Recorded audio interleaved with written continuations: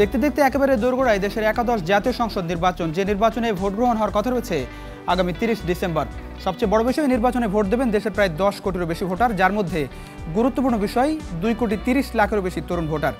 এসব বিষয় নিয়ে কী ভাবছে সাধারণ মানুষ, কী ভাবছে তরুণ প্রজন্ম, সেসব বিষয় নিয়ে নিউজ 24-এর নতুন আয়োজন তারুণ্যের চোখে আগামীর বাংলাদেশ। দর্শক, মিনিস্টারের সৌজন্যে তারুণ্যের চোখে আগামীর বাংলাদেশ থেকে আপনাদের সবাইকে স্বাগত জানাচ্ছি আমি প্লাবন রহমান। আমরা এই অনুষ্ঠানে বিভিন্ন জেলা প্রদক্ষিণ করছি, সেই ধারাবাহিকতায় এবার আমরা হাজির হয়েছি ঢাকার একেবারেই পাশের জনপদ নরসিংদী জেলায়। আমাদের সঙ্গে 4 জন অতিথি রয়েছে, শুরুতে তাদের সঙ্গে আপনাদের পরিচয় করে দিই। আমার একেবারেই ডান পাশে আছেন অধ্যাপক কালাম মাহমুদ, সাবেক অধ্যক্ষ নরসিংদী সরকারি মহিলা কলেজ। আমার একেবারেই ডান পাশে আছেন হলধর দাস, সদস্য সচিব নরসিংদী বিজ্ঞান ও প্রযুক্তি বিশ্ববিদ্যালয় বাস্তবায়ন পরিষদ।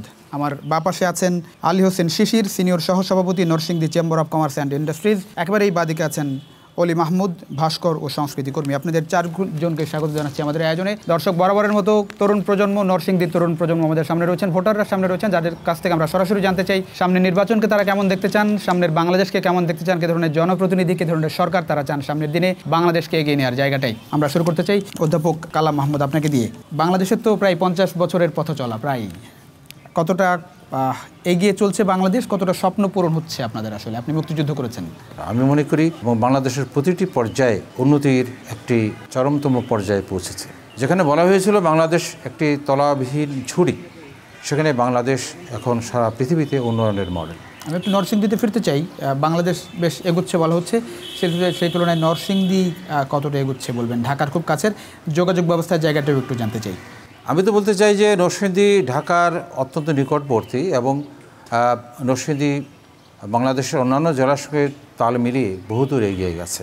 শিল্প, বিশেষ করে আমাদের যে তাঁত শিল্প, যেটি প্রাচ্যের ম্যানচেস্টার আমরা বলি, শেখের চর বা বাবুরহাট, শিল্পায়নের প্রতিটি পর্যায়ে, বিশেষ করে এখানে 12টি পাটকল রয়েছে এবং 2টি সার কারখানা রয়েছে বিদ্যুৎ প্রকল্প, এবং এখানে যে বাণিজ্যের যে পর্যায় সেটি যথেষ্ট সমৃদ্ধ।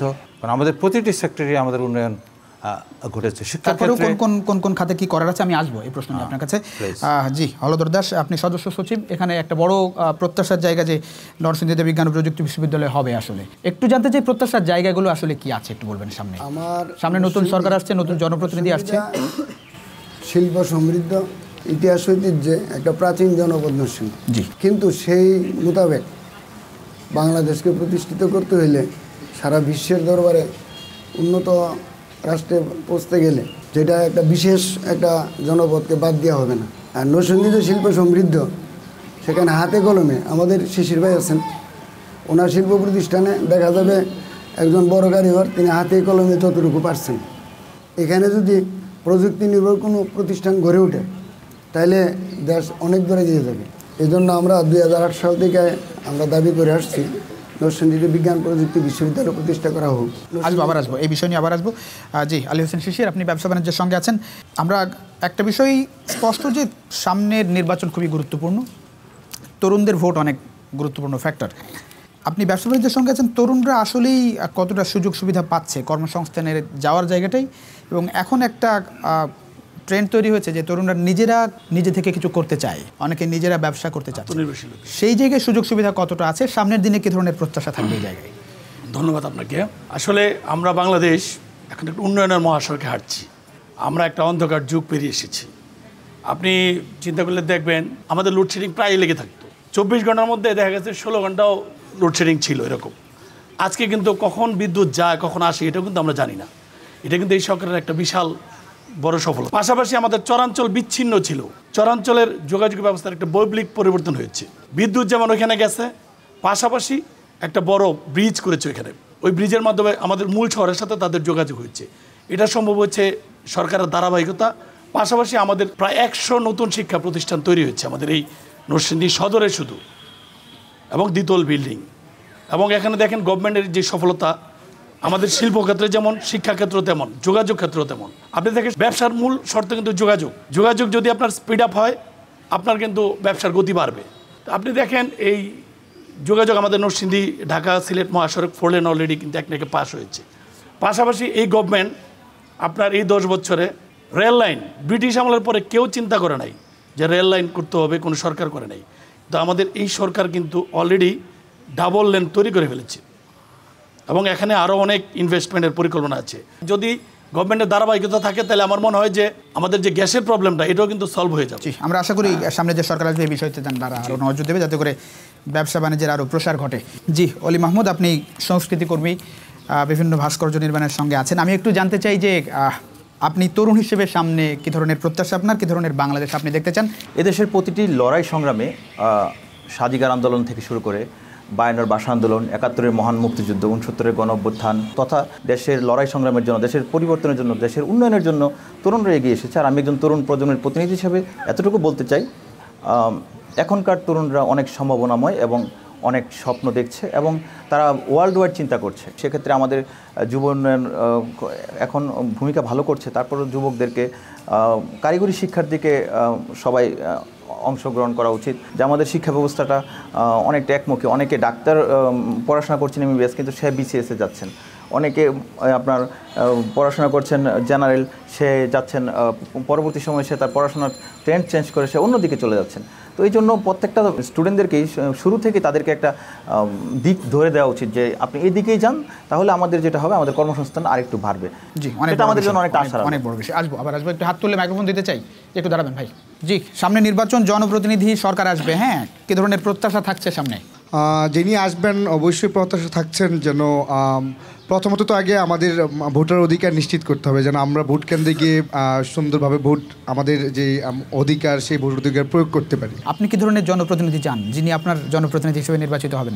যিনি জনপ্রতিনিধি হিসেবে নির্বাচিত হবেন নরসিংদী থেকে, আমি চাচ্ছি যে অবশ্যই তারুণ্যের দিকে একটু খেয়াল করবেন। যারা বর্তমান সমাজে আমরা একটা জিনিস সবচেয়ে বেশি লক্ষ্য করছি যে মাদক নির্মূল করবেন। অ্যাটলিস্ট আমরা মাদকের দিকে ঢুকে যাচ্ছি। আমরা ছোট ছোট ছেলে মেয়ে যারা আছেন, স্কুল পড়া শিক্ষার্থীরা বিশেষ করে মাদকের দিকে ঢুকছেন।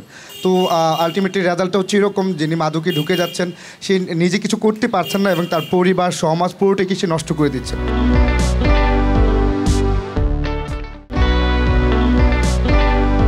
তো যে প্রতিনিধি আসবেন আমার এক্সপেকটেশন অবশ্যই থাকবে যে যেন মাদক নির্মূলটা খুব ভালোভাবে হয়। জি, বসতে হবে। অনেক ধন্যবাদ। এদিকে হাত তুলেছিলেন। জি, প্রত্যাশা সামনের বাংলাদেশের কাছে আপনার? আমি একটু ভোটের ব্যাপারে বলতে চাচ্ছি। আমি এবার ফার্স্ট ভোটার হলাম, ভোট দিব। তো এই ব্যাপারে আমি খুবই এক্সাইটেড। তো আমি চাই যে আমাদের নরসিংদী থেকে যে নির্বাচিত হবে সে অবশ্যই সৎ চরিত্রবান এবং যোগ্য নেতা হবে, যার মধ্যে আমরা নেতৃত্বের গুণাবলী পাবো, যার মধ্যে কর্তব্যপরায়ণতা থাকবে, দায়িত্ববোধ থাকবে। আর একজন আদর্শ নেতা যখন আমাদেরকে পথ দেখাবে, আমরা নিঃসন্দেহে ভালোর পথে এগোবো। আমার বিশ্বাস আমাদের বাংলাদেশ আগে থেকে অনেকটাই উন্নয়নের পথে এগিয়ে যাচ্ছে। আমার মনে হচ্ছে যে এই ধারাবাহিকতা যদি অব্যাহত থাকে, আমাদের বাংলাদেশ অবশ্যই উন্নয়নশীল দেশে এবং উন্নত দেশে পরিণত হবে। আর আমরা মেয়েদের ব্যাপারে যদি বলি যে আমাদের দেশে এরকম একটা কুসংস্কার ছিল যে মেয়েরা ঘর থেকে বেরোতে পারবে না, বন্ধুবান্ধব থাকবে না, দুটো ছেলের সাথে কথা বললে পাশের মানে এটা নিয়ে কানাঘষা করছে। তো সেই জায়গা থেকে দেখা গেছে বর্তমান সরকারের আমলে সেটা অনেকটাই কমে আসছে, যে মেয়েরা এখন সর্বক্ষেত্রে এগিয়ে যাচ্ছে। ভালো বলেছেন, ধন্যবাদ দিতে হচ্ছে। বসবেন। আর কেউ আছেন এদিকে? জি, প্রশ্ন নাই, আপনি তো আলোচনা শুনছিলেন, আপনার কথা শুনতে চাই। আমি আমার নরসিংদীটাকে নিয়ে একটু কথা বলতে চাই। জি জি, অবশ্যই। আমরা নরসিংদী সরকারি কলেজে অধ্যয়ন করছি, প্রায় 30 থেকে 35 হাজার স্টুডেন্ট। কিন্তু প্রকৃতপক্ষে আমাদের একটি বিজ্ঞান ও প্রযুক্তি বিশ্ববিদ্যালয় এবং প্লাস একটি ভালো মেডিকেল হাসপাতাল দরকার। তাছাড়া যদি আমি অন্যদিকে কথা বলি, এই আমাদের আরশিনগর, এইখানে রেল ক্রসিংয়ের জন্য প্রতিদিন প্রায় প্রত্যেকটা ট্রেন আসা যাওয়ার সময় প্রায় আধা ঘন্টার মতো সময় আমাদের অপচয় হচ্ছে, যার কারণে আমরা অনেক সময় ক্লাস মিস করছি, ট্রেন মিস করছি। এটা আসলে খুব বড় একটা সমস্যা হচ্ছে। তো আমি এরকম একজন প্রতিনিধি চাচ্ছি যিনি আমাদের শিক্ষা ব্যবস্থার দিকে নজর দেবেন। প্লাস এইখানে একটা আমাদের অবশ্যই ফ্লাইওভার দরকার। এটা হলে আমরা অনেক উপকৃত হব। তাছাড়া আমি এরকম একজন প্রতিনিধি চাচ্ছি যিনি আমাদের নরসিংদীটাকে তরুণদের দিক দিয়ে বিবেচনা করবেন। তরুণরা যে দিক দিয়ে যাবে তারা যেন সাফল্য যেমন চাই আসলে, সেরকম যেন একটা নরসিংদী জেলা হয়। জি, বসবেন। এদিকে ছিলেন, দাঁড়াবেন। আমরা যারা তরুণ, আমাদের প্রথম প্রশ্ন হচ্ছে, আমাদের এখানে প্রচুর স্কুল কলেজ অনেক কিছুই বর্তমান সরকারের আমলে জাতীয়করণ করা হয়েছে, সরকারিকরণ করা হয়েছে।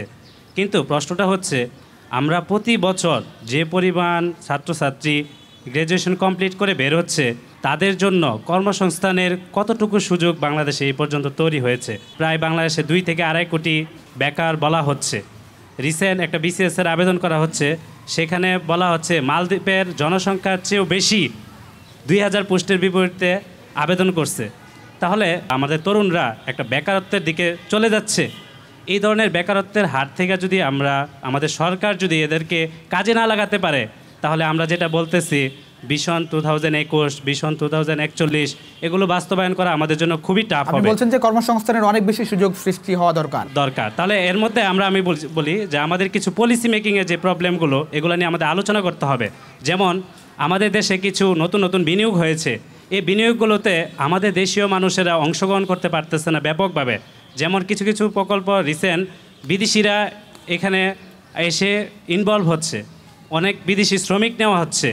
বলা হচ্ছে, আমার কাছে একটা রিপোর্ট আছে, সেখানে বলা হচ্ছে বাংলাদেশে প্রায় 5 লক্ষ লোক বিদেশি শ্রমিক কাজ করে আমাদের এখান থেকে টাকা নিয়ে যাচ্ছে। এখন প্রশ্ন হচ্ছে, এত বড় জনসংখ্যা আমাদের, যেখানে আমরা কর্মসংস্থান পাচ্ছি না, বাইরের লোক এসে কাজ করে নিয়ে যাচ্ছে। আপনি সমাধান কি দেখেন? সামনের দিনে কি ধরনের প্রত্যাশা থাকবে এসব জায়গায়? এই জায়গায় প্রত্যাশা হচ্ছে আমাদের যে আগামীতে যদি ভিশন 21 এবং 41 বাস্তবায়ন করতে চাই, তাহলে আমাদের প্রথম টার্গেট করতে হবে যে আমাদের দেশের তরুণদেরকে কিভাবে কর্মসংস্থানে অংশগ্রহণ করানো যায়, অনেক বেশি কাজে লাগানো যায়। সেক্ষেত্রে পলিসি মেকিংটা খুবই ইম্পর্টেন্ট। যেটা যদি ব্যর্থ হয়, তাহলে স্বাভাবিকভাবে আমরা যেটা বলতেছি জঙ্গিবাদ, ঢাকা ইউনিভার্সিটির 4 থেকে 5 জন ছেলে সুইসাইড করছে, এটা একটা খুবই অ্যালার্মিং বিষয়। এত বড় একটা শিক্ষা প্রতিষ্ঠানের স্টুডেন্টরা কেন আত্মহত্যার দিকে যাচ্ছে? এটা একটা বেকারত্বের বিশাল একটা ইম্পর্টেন্ট বিষয়, যেখানে আমরা জঙ্গিবাদের, আমাদের সরকার বর্তমানে খুবই অবদান রাখছে জঙ্গিবাদ মোকাবেলায়, কিন্তু এই জায়গায় আমরা ফল করব যদি না আমরা এই বেকারত্বটাকে দূর না করতে পারি। জি, অনেক ধন্যবাদ, অনেক গুরুত্বপূর্ণ কথা বলেছেন। আর কেউ আছেন? ধন্যবাদ। তারুণ্যের চোখে আগামীর বাংলাদেশ নিউজ 24-কে আমি কর্মসংস্থান নিয়ে একটু কথা বলতে চাই। জি, প্রসঙ্গটা বিসিএস প্রসঙ্গই। বলেন। জি, যে আমাদের দেশে পাবলিক ইউনিভার্সিটিগুলোতে 1 মাসে প্রাথমিক আবেদন, 2য় মাসের রেজাল্ট, 3য় মাসে নিয়ে নেয় স্টুডেন্টদেরকে। যতগুলো আসন ফিল আপ হয়ে যায়, মানে ভর্তি কার্যক্রম টোটালি 3 মাসে শেষ। তো আমাদের তারুণ্যের চোখে স্বপ্নটা থাকে বিসিএস, যে আমি বিসিএস ক্যাডার হব। তো এই BCS programme BPSC, Bangladesh public service commission, এই বিসিএস প্রোগ্রাম একটা সম্পাদন করতে সময় লাগে 40 মাস। তো আমার আগামী সরকারের কাছে প্রত্যাশা থাকবে এই বিসিএস প্রোগ্রাম যেন বিশ্ববিদ্যালয় ভর্তি প্রোগ্রামের মতো আমাদের কর্মসংস্থানের জন্য প্রত্যেকটা সেক্টরে, যেমন অধিদপ্তরগুলা, মন্ত্রণালয়, others BCS, second class, first class এবং 3য় শ্রেণী যা আছে, সকল শ্রেণীর পরীক্ষা নিয়োগ কার্যক্রম যেন দ্রুত 3 মাস 6 মাসের মধ্যে যেন সম্পাদন করতে পারে। বলছেন যে বিসিএস এর মানে নিয়োগ প্রক্রিয়া অনেক দীর্ঘ সময়। ধন্যবাদ। আশা করি এই বিষয়ে সামনের সরকার জনপ্রতিনিধি নজর দেবেন। জি, আমার নরসিংদীর আরো কিছু কথা একটু সংক্ষেপে শেষ করতে হবে। আচ্ছা, আমাদের যোগাযোগ ব্যবস্থার জন্য রেলপথ আছে, রেলপথের জন্য আলাদা ট্রেন নরসিংদী থেকে ঢাকা যাওয়ার জন্য এটা খুবই জরুরি। আমাদের নরসিংদী থেকে ট্রেন পথে ঢাকা যাওয়া খুবই কষ্টকর। এখন কি মানে যারা চাকরিজীবী নরসিংদী থেকে ঢাকায় চাকরি করতে পারে প্রতিদিন? যে এটা খুবই কষ্টকর, ট্রেনে যাওয়া আসা খুবই কষ্টকর। আপনি খোঁজ নিয়ে দেখতে পারেন। খুবই অনেক ধন্যবাদ। আশা করি এই জায়গায় নজর দেবে সরকার। বুঝবেন আপনার প্রত্যাশা। এদিকে সামনে দিয়ে দেবেন একেবারে। ধন্যবাদ নিউজ 24-কে। আপনাদেরকে অসংখ্য ধন্যবাদ। একেবারে সংক্ষেপে প্রত্যাশার জায়গাটা বলবেন নতুন সরকারের কাছে। বর্তমান সরকার মাদক নিয়ে এখন অনেক নিয়ন্ত্রণ করছে। আমি চাই বর্তমান সরকার মাদককে যেভাবে নিয়ন্ত্রণ করছে, দুর্নীতিকে যদি আমরা ঠিক সেমভাবে নিয়ন্ত্রণ করতে পারি, আমার মনে হয় বঙ্গবন্ধুর বাংলাদেশ বাস্তবায়ন করা অনেকটাই সম্ভব হবে। ক্ষেত্রে সহজ হয়ে যাবে।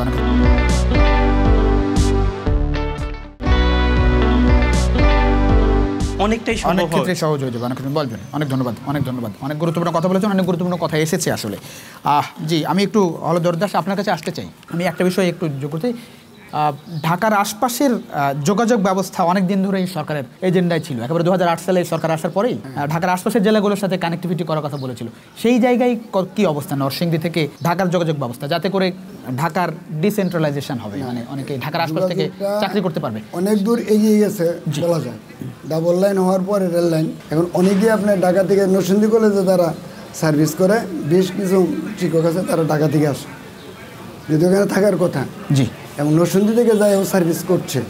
তবে সেখানে যাতায়াত ব্যবস্থা, ট্রেনের সংখ্যাও প্রথম, এটা হতে পারে, কিন্তু যাতায়াত ব্যবস্থা অনেক আগায় গেছে, এটা বলতে হবে। নরসিংদী থেকে প্রতিদিন আমি চাকরি করে ফিরে আসতে পারবো এরকম যোগাযোগ ব্যবস্থা নিশ্চিত ব্যবস্থা আছে কিনা? আছে, মোটামুটি আছে, তবে মোটামুটি আছে। অপ্রতুল। আচ্ছা, অপ্রতুল। যথেষ্ট নয়। ভাই আবার একটা কথা বলছে, বাইরে থেকে শ্রমিক আসছে, এখানে যোগ্য শ্রমিক হচ্ছে না, এই জন্যই তো আমরা প্রযুক্তি বিশ্ববিদ্যালয় চাই। কিসের দুর্বলতা বলবেন এটা? শ্রমিক যেগুলি বাড়ি থেকে আসে, দক্ষ শ্রমিক, আমাদের এখানে দক্ষ শ্রমিক প্রস্তুত হচ্ছে না, যুক্তি নির্ভর শিক্ষা প্রতিষ্ঠান সেখানে নাই, এই কারণে। অনেক ধন্যবাদ অধ্যাপক কালাম মোহাম্মদ। আমি একটু জানতে চাই যে সামনের বাংলাদেশ, সামনের 5 বছরের বাংলাদেশ তো আগামী সরকারের হাতে থাকবে, জনপ্রতিনিধিদের হাতে থাকবে। যেসব দাবি তরুণদের কাছ থেকে আসছে, আপনি শুনছিলেন, হ্যাঁ, এই সব দাবি পূরণে মানে যোগ্যতা সম্পন্ন নেতৃত্ব আপনি কতটা দেখেন? আমার তো মনে হয় যে যদি জনগণ তার সঠিক ভোটাধিকার প্রয়োগ করতে পারে, সেই পরিবেশ যদি আমরা একাদশ জাতীয় সংসদ নির্বাচনে পাই, সেখানে আমি মনে করি যে নির্বাচিত সংসদ বেরিয়ে আসবে, তারা আমাদের জাতিগত যে সমস্যাগুলো রয়েছে, বিশেষ করে বেকারত্ব, মাদক, দুর্নীতি, অন্যান্য যে কোনো বিষয়ের কথা আমরা বলি, চিকিৎসা সংকট, আমার তো মনে হয় যে আমাদের সক্ষম ব্যক্তিরা রয়েছেন। আর যখন যোগ্য প্রতিনিধি নির্বাচন করবে এবং সংসদের কাছে দায়বদ্ধ থাকবে জনগণের কাছে, অবশ্যই তারা দায়িত্ব সঠিকভাবে পালন করবে এবং তখন আমার জাতি যে উন্নয়নের মহাসড়কে সঠিকভাবে। অনেক ধন্যবাদ। জি, আলী হোসেন শিশির, সামনের দিনে কি ধরনের প্রত্যাশা থাকবে বাংলাদেশ যাতে এগিয়ে যেতে পারে সামনে? বাংলাদেশ এগিয়ে যাওয়ার জন্য আমি মনে করি বর্তমান সরকার যে সকল উন্নয়ন প্রকল্পগুলি নিয়েছে, বিশেষ করে আমার তরুণ যারা সম্মানিত ভোটার, একটু সংক্ষেপে শেষ করতে যাতে করে উন্নয়নের ধারাবাহিকতা অব্যাহত থাকে। 100 ইকোনমিক জোন যেটা হাতে নিয়েছে সরকারের ধারাবাহিকতা থাকলে আমাদের উন্নয়নের মহাসড়কের ভিশন 2041 বাস্তবায়নে এটা বিশাল ভূমিকা রাখবে। পাশাপাশি আমাদের ট্রান্সপোর্টেশন, বন্দরের সক্ষমতা, সব দিক মিলিয়ে সরকারের ধারাবাহিকতা থাকলে আমার মনে হয় যে আমাদের যে উন্নয়নের মহাসড়কে আমরা হাঁটছি, আমরা ইনশাআল্লাহ মাথা উঁচু করে বঙ্গবন্ধু সোনার। অনেক ধন্যবাদ অলি মাহমুদ। আমি করতে চাচ্ছিলাম আমাকে সম্মতি দেন। আমাদের যে চিকিৎসা ক্ষেত্রটা, কারণ জনস্বাস্থ্য যদি ভালো না থাকে, শিক্ষা বলি যাই কিছু বলি সবই ব্যর্থ। তো আমাদের চিকিৎসা সংকটটা খুব প্রকট জাতীয় পর্যায়ে আমি মনে করি। হিসাব করে দেখা গেছে যে আমাদের এদেশ থেকে ভারতে চিকিৎসা নেওয়ার জন্য প্রতি বছর কয়েক লক্ষ লোক যাচ্ছে এবং $10 বিলিয়ন আমাদের দেশ থেকে ভারত কিন্তু এই বিভিন্ন পর্যায়ে তারা আয় করছে এবং সিঙ্গাপুর এবং মালয়েশিয়া, অন্যান্য বা থাইল্যান্ড যাচ্ছে।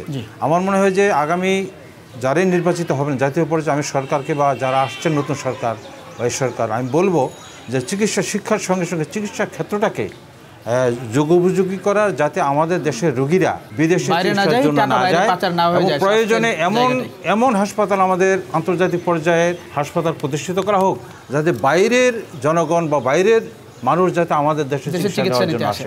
তাহলে আমাদের এই বৈদেশিক মুদ্রাটা সাশ্রয় হবে। জি জি, আলী মাহমুদ, আমার একটা ছোট্ট প্রশ্ন, এটা হচ্ছে যে রাজনৈতিক স্থিতিশীলতা অনেক গুরুত্বপূর্ণ বিষয়। হ্যাঁ, রাজনৈতিক হানাহানি আমরা অতীতে দেখেছি, যেটি আমাদের ব্যবসা বাণিজ্য দেশকে পিছিয়ে দেওয়ার বিষয় ছিল। সামনের দিনে রাজনৈতিক স্থিতিশীলতা আপনি কতটা দেখেন? সেক্ষেত্রে আমাদের এই নির্বাচন কতটা গুরুত্বপূর্ণ মনে করেন? গণতন্ত্র চর্চার জন্য নির্বাচন অবশ্যই দরকার এবং আসন্ন জাতীয় সংসদ নির্বাচন অবশ্যই হওয়া উচিত। যখন নির্বাচন হবে, নির্বাচনের পরবর্তী সময় সরকার গঠনের পরপরই এদেশের উন্নয়ন যাত্রা যেটা চলছে এবং সেটা বহমান থাকবে।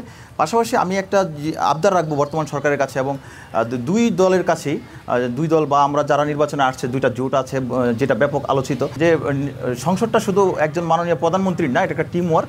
এখানে যারা সংসদ সদস্য হবেন, এখানে যেন তরুণদের একটা গ্রহণযোগ্যতা থাকে। যেমন আমি বলতে চাই, মাশরাফি বিন মুর্তজা রাজনীতি এসেছেন, এটা আমাদের দেশের জন্য আলুর বার্তা, কারণ হচ্ছে তিনি রাজনীতি এসেছেন বলে অনেক তরুণরা এখন রাজনীতিমুখী হবে। আমাদের মধ্যে অনেক স্টুডেন্টদের মধ্যে আছে রাজনীতি বিমুখ, কিন্তু এ ধরনের যখন আলোকিত মানুষরা রাজনীতিতে আসবেন, তখন রাজনীতির পক্ষে তরুণরা। অনেক ধন্যবাদ দিতে হচ্ছে। রাজনীতি বিমুখ, তার মূল দায়ী অবশ্য রাজনীতিবিদদেরই নিতে হবে এবং রাজনীতিমুখী যাতে হয় সেই দায়ও সেই পথও আসলে রাজনীতিবিদদের এবং পরিবেশ তৈরি করতে হবে। অনেক ধন্যবাদ দিতে পাশাপাশি এবং দুই দলের উচিত যোগ্য এবং দক্ষ নেতৃত্ব দেখে মনোনয়নের জন্য মনোনয়ন দেওয়া। অনেক ধন্যবাদ দর্শক। এই নরসিংদীতে অনেক গুরুত্বপূর্ণ বিষয় এসেছে, বিভিন্ন জায়গা থেকে যে বিষয়গুলো আসলে দুর্নীতিমুক্ত বাংলাদেশ সবাই চায়, যাতে করে দুর্নীতি না হয়, দুর্নীতি যারা সম্পৃক্ত হন দুর্নীতিতে তারা যাতে শাস্তির আওতায় আসেন, একই সঙ্গে অনেক বেশি কর্মসংস্থানের সুযোগ যাতে আগামী সরকার সৃষ্টি করে, সেই তাগিদ নরসিংদীর যুব সমাজ, তরুণ সমাজের কাছ থেকে লক্ষ্য করা গেছে এবং একই সঙ্গে বাংলাদেশের যে এগিয়ে চলে সেই ধারাবাহিকতা যাতে রক্ষা করা সম্ভব হয়, সেজন্য একেবারে রাজনৈতিক স্থিতিশীলতা, রাজনৈতিক হানাহানি মুক্ত একটি বাংলাদেশ সামনে সবাই আশা করেন। তো মোটামুটি এই ছিল নরসিংদী থেকে তারুণ্যের চোখে আগামীর বাংলাদেশ। দেখা হবে নিশ্চয়ই অন্য কোনো জনপদে, অন্য কোনো জেলায়। সে পর্যন্ত নিশ্চয়ই সবাই ভালো থাকবেন, সুস্থ থাকবেন। আশা করি নিউজ 24-এর সঙ্গে থাকবেন।